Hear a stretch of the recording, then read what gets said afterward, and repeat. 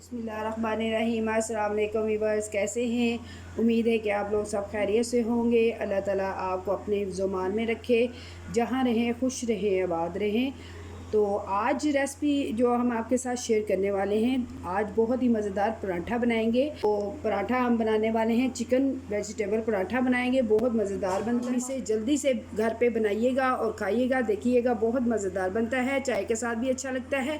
तो अपनी रेसिपी शुरू करते हैं। तो चिकन पराठे के लिए मैंने मैदा यूज़ किया, आप घर का आटा भी ले सकती हैं। 3 अदद पराठे बहुत ज़बरदस्त बनेंगे। नमक ऐड कर रही हूँ, मिक्स कर लेंगे और कुछ नहीं डालना है इसमें। इसे गूँध लेंगे, थोड़ा सा पानी डालेंगे। अब हम इसमें 2 टेबलस्पून घी डाल देंगे, ताकि जो पराठा हमारा है वो बहुत ही खस्ता सा बने।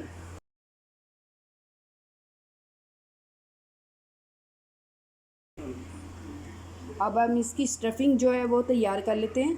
स्टफिंग के लिए जो चीज़ें मैंने यूज़ की हैं, सबसे 1 पाव से ज़्यादा है कीमा है। चिकन बोनलेस ले लिया था, इसको मैंने अच्छी तरह कीमा कर लिया। ये देखें इस तरह से।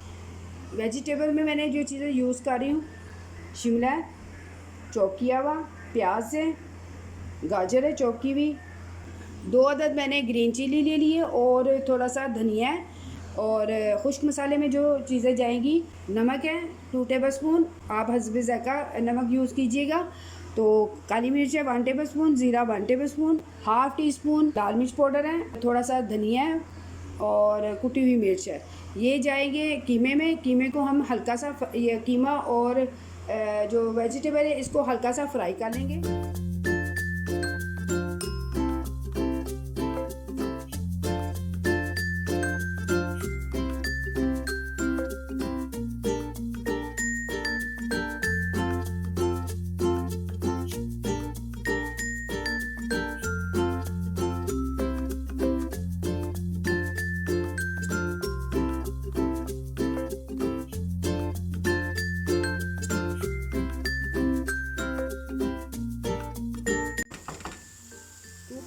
3 टेबलस्पून मैं इसमें मायोनीज भी ऐड कर रही हूँ।